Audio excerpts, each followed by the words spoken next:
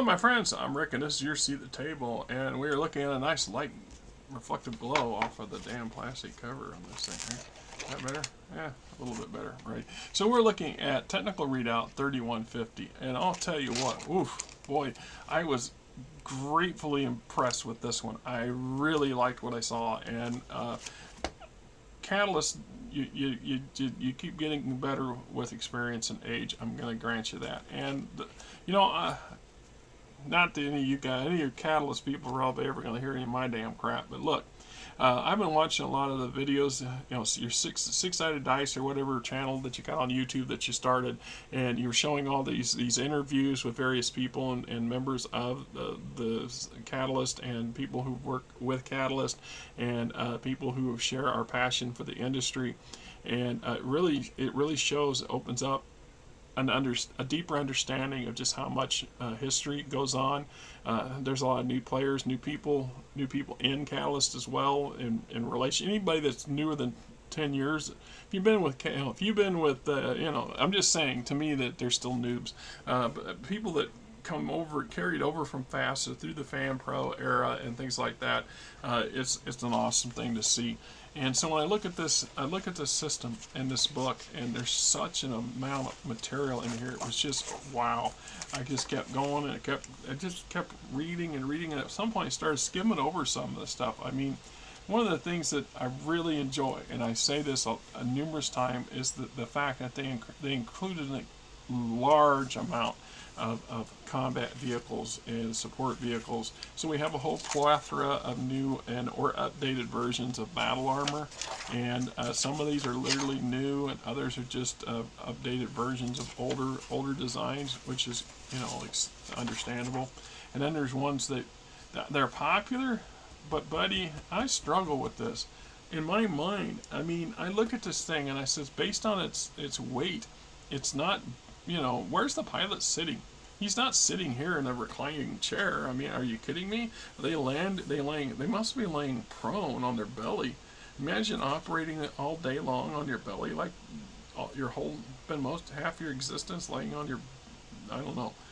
It just seems like to be, you know, a very uncomfortable situation. Anyway.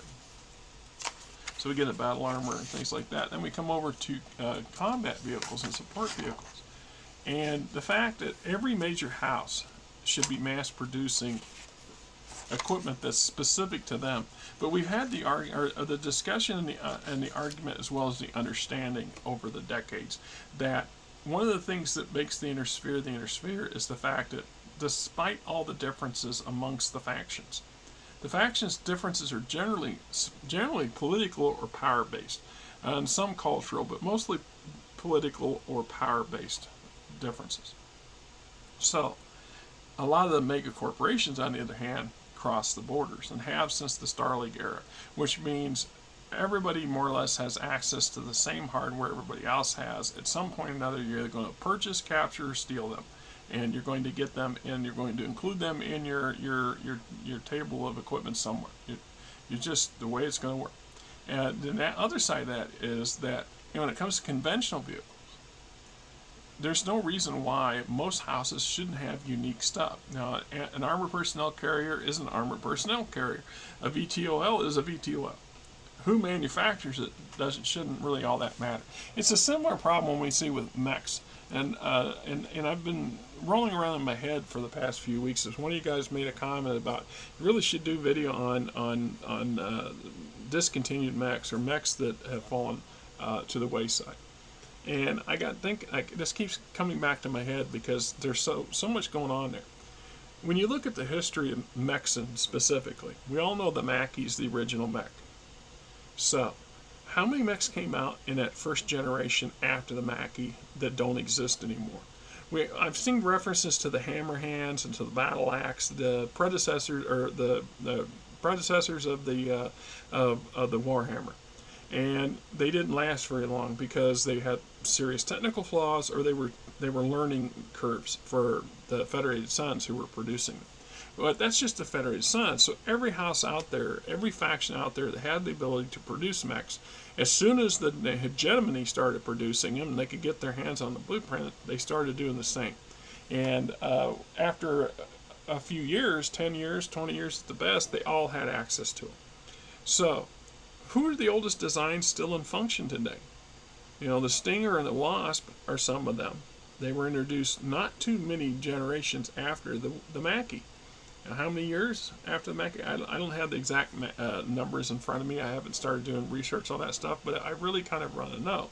And there's reasons for this. So why is it that we still have this example of second generation mechs? Why are we still using the Wasp?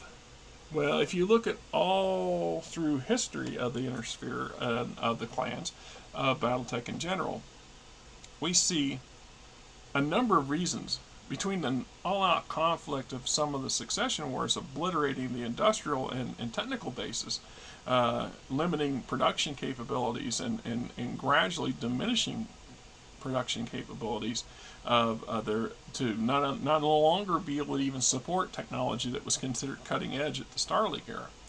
So later generations, we see newer Mechs come out that basically mimic the Wasp, for example. The loadout is very similar. The speed's a little better.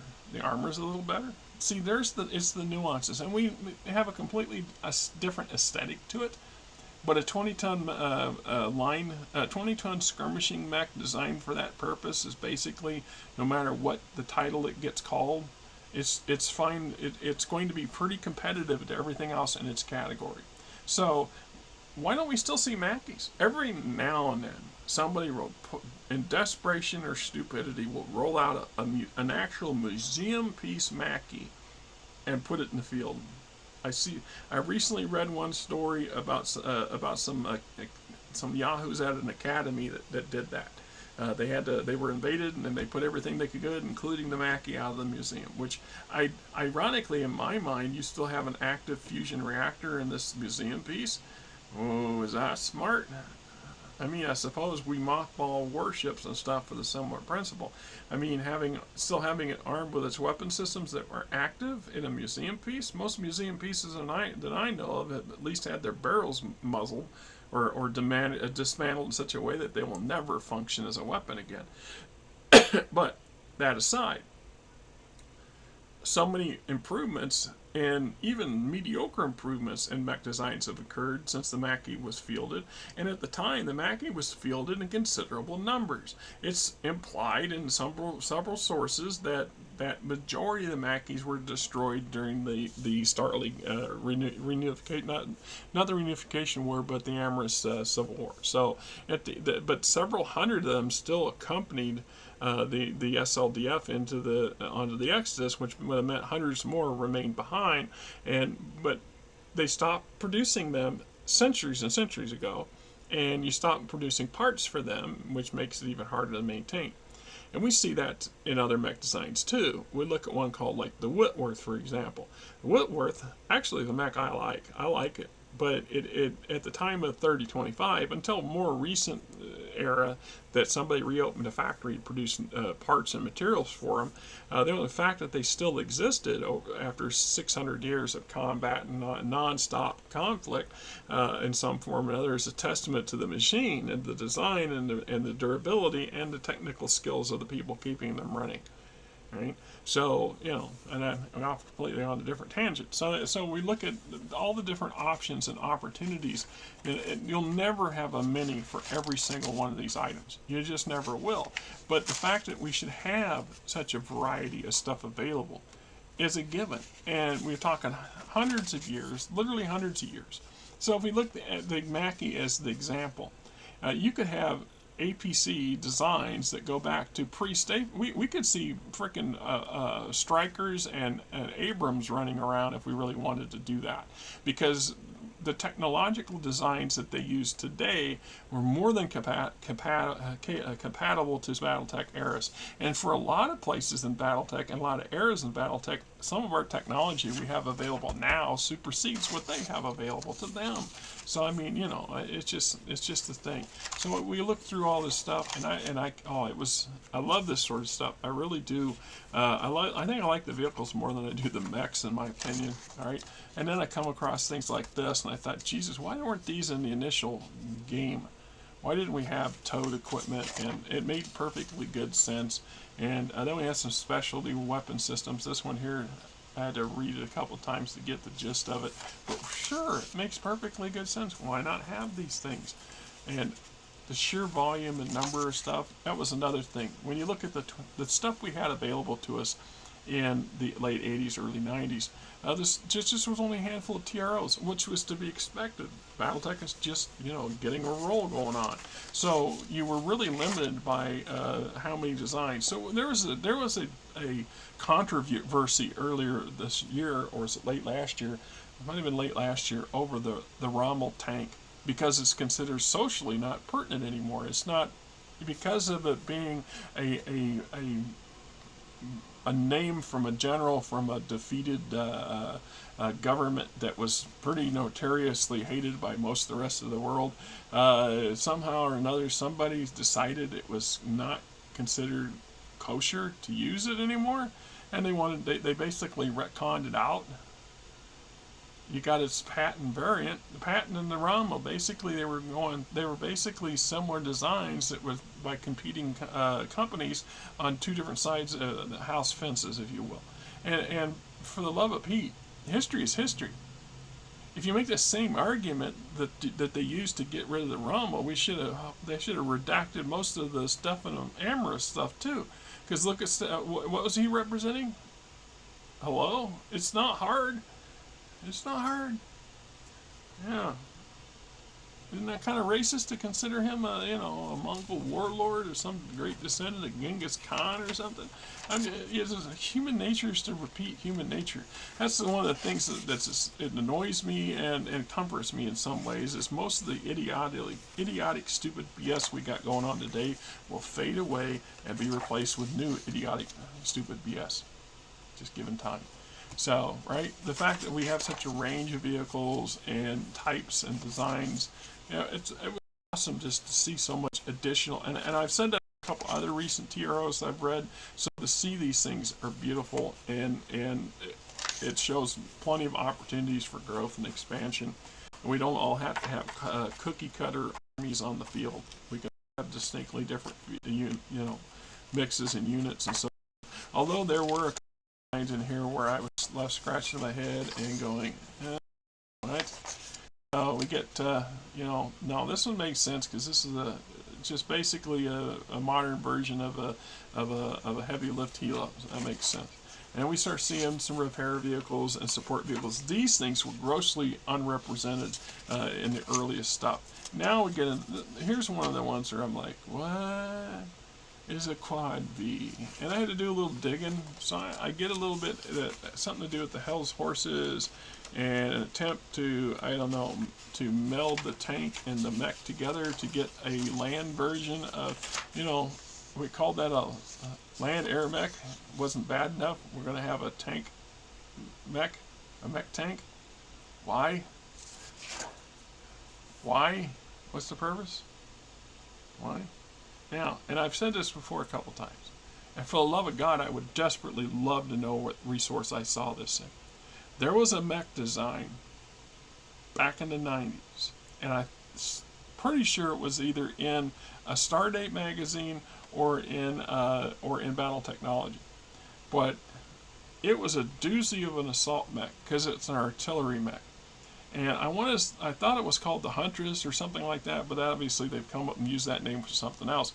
But the damn things had a pair of snipers, the short versions of the long toms, mounted on the shoulder actuators. So on either side of its head is these big two huge ass artillery tubes that stuck out a considerable way. They were pretty. The damn thing looked kind of bulky or unstable in my opinion.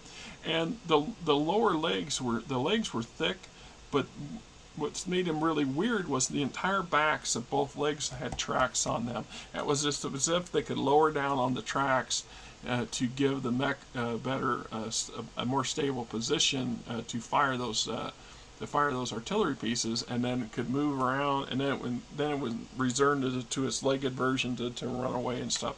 And I that's another one of those things that keep rattling around the back of my brain. And someday, maybe I'll run across this stupid thing. And if anybody, you know what I'm talking about, you know what I'm talking about. It was a pretty distinct thing. So when we get into all the mech designs, and this is where I start getting into things like, all right, so we now have the most latest version of the Phoenix Hawk, or a variation on the Phoenix Hawk. So the Phoenix Hawk is centuries old. What, 400 or 500 years old? And it's had numerous, in this case, probably 40 or 50 variations. Now this is the 11K. Well, K represents Karita, so it's the Karita's 11th version of the Phoenix Hawk. But if every house has done their own versions of it, just do the math. We're talking 20, 30 variants of the Phoenix Hawk. And so the Phoenix Hawk, in some variant or another, has survived the march of time. And some mech designs are totally crap, and they marched through, survived as well, but not necessarily for the same reasons. It's just like why that so many of the early versions, the earlier mech versions, had ceased being in production centuries before, usually by the end of the first succession, where a lot of these became defunct. And yet they survived down through the time because of the sheer numbers to start out with, or their survivability, or the fact they were crap. The reason the Chargers and the Banshees, of the day, back in the day, survived into the modern time was because, they're crap. They were terribly undergunned or woefully inadequate for whatever they did, and we shoved them. They were hole stoppers basically, but managed to somehow just, they weren't as big a threat and weren't as frequently destroyed outright as you would say an Atlas or something. So anyway, it's just like having such a variety of designs. So we as consumers, we as game players, and as the art people and the writers, designers, artists, and stuff from Catalyst and other game systems and other sort of independent fan groups that are working on these things, we love our machinery. We love our mechs, and we want variety. And the truth is, if you look at a lot of these and you put them side by category and by weight class, they're pretty much identical to each other than aesthetics. Their loadout might be slightly different, but the mechanics of combat are similar. So how many of these do you need? There's a reason why the United States Army only has one Abrams tank and not 7 different versions of various tanks. It's for ease of logistics and supply and maintenance and repair and cost. If you look at some of our contemporary militaries around the world, they have tank designs that go back 30 years, and they're still using it, in addition to whatever else they've acquired or built since. And so when it comes to maintaining and keeping their stuff in the field and prolonged conflicts, that's going to be a much more problem for them than it would be for the Americans, because the Americans' military is much more streamlined into that aspect. The downside is that our stuff has to fit more roles or fit more category of roles because of the limits of how many we have. So that we have such a huge plethora, this explosion of mech designs coming out. There's something that, and Bill Randis or one of the other top dudes there at Catalyst was doing an interview here during the I guess that 24-hour run up to the Kickstarter thing, and they're doling them out onto their 6-sided dice channel or whatever. So he made a comment. He says, "Yeah, there's some things that we kind of avoid the realities of, economics and Battletech being one of them. They acknowledge that there's certain things that don't fly in the way the realities which should work, and they chose to ignore that fact."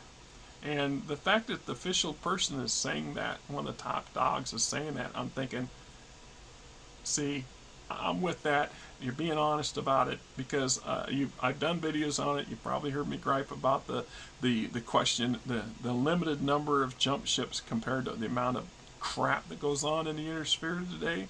How is that possible?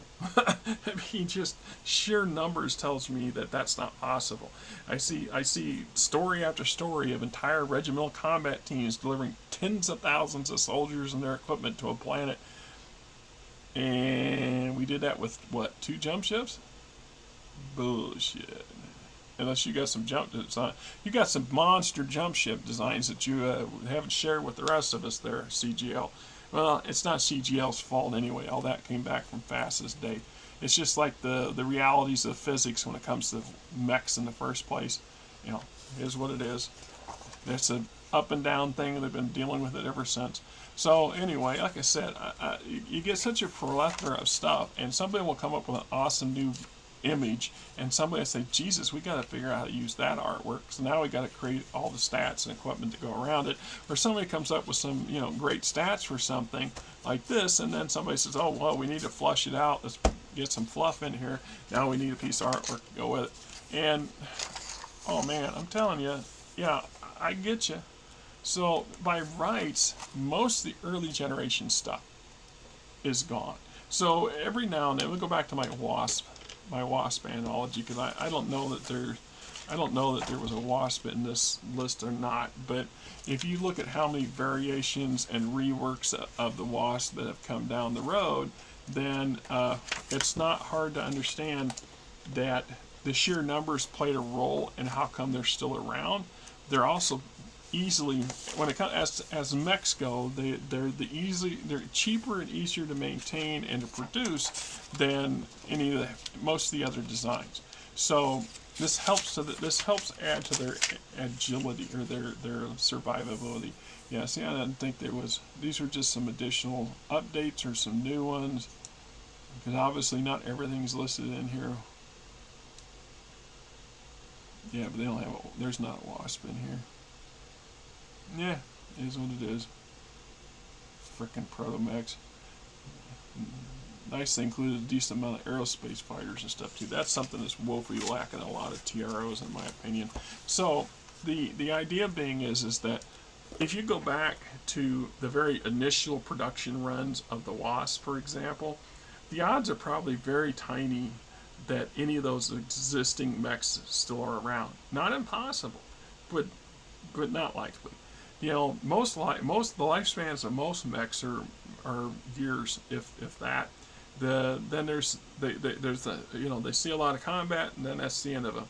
Then there's a lot of ones that don't, and so you could see major conflict every 5 or 10 years. The rest of the time they're in garrison duty, training, maintenance, things like this. They're low mileage, and this carries over time. They outlast their pilots. This is where we start getting mech warrior families who actually have stables of mechs that they pass down to various members through the years. And over time, the original WASP design has been supplemented by others. And it's just irony that the 3025 TRO is what sets the bar for this. And so it's implying that WASP model that's in the 3025 is actually the same original model, more or less, from the first one that ran off the production line some 400 years prior to that, before the fall of the Star League. And that nothing's changed in that extreme period of time? Not likely. But that they had to start somewhere, right? The writers and designers for the game had to start somewhere. That's another one of those realities that we tend to do a wink and a nod and turn our eyes against, because it is what it is. So, you know, we do the best we can do the best we got, and go from there. Meanwhile, you know, like I said, tiaras go. Some are better than others. Some are really good. This is in that really good category. I mean, we got such a variety of stuff. And obviously, we've seen some evolutions in the artwork itself, because the mech artwork is far more personable now than it was 30 years ago. And if you've ever tried to draw one of these things, it takes some talent. There's a lot of work that goes in these, lots of work. So we got a jump bomber. There's a gunboat in here somewhere. All right, a couple of these designs, you know, they look pretty, but I don't know how good they would be to actually fly and operate one. Actual space fighters in space. So many of these things you have to give them atmospheric attributes, because they're going to be flying through an atmosphere too. Otherwise, a true aerospace, a true space fighter would not need the wings and all the cowlings and aerodynamics that the atmospheric atmospheric operations require. So, you know, here's an assault craft. There we get a gunboat. Yeah, I enjoyed these additions because this fills in some missing gaps in the Neo military fleets, and having a wider range of stuff is always great, always encouraged, always wonderful. All right. It's just like designs. We know for a fact that they can produce the mule is pretty damn big. It's the largest of the cargo variants that can land, because there's the behemoth. There's at least two that are too big to land in the atmosphere. So those would not be really productive use for combat vehicles or for combat forces. But I imagine quite a few militaries use military versions of the mule to pack as many damn combat vehicles and infantry and support supplies and equipment, whatever, and get it to a battlefield. The downside is these massive, now anything bigger than a damn Overlord is not set up to be in a hot zone. So these need to either follow once the atmospheric and the aerospace control is granted and the planet has a solid, the landing force is a solid landing zone, then you can bring down the more fragile mass haulers. But, you know, from combat, it's just not going to happen. And so, largest combat dropship ever built, blah, blah. New tech, new upgrades, battle armor, vehicles, and so on and so forth. Like I said, I run into, I really like all of them. I'm not going to say that there isn't. I have yet to really come across anything that's been produced by Battletech or FanPro or even Facet that's regarding to Battletech that I didn't like. It's just some things really are more poppy than other. And this one here was excellent because I see a lot of new stuff, a lot of new vehicles. We see a few modern versions of older designs. But yeah, the more and more I think about it, the more and more I think I want to do a video on I probably already just did half this video on me rambling on about defunct mech designs. Anyway, good TRO, guys. Great TRO. Until next time, you guys have a great weekend.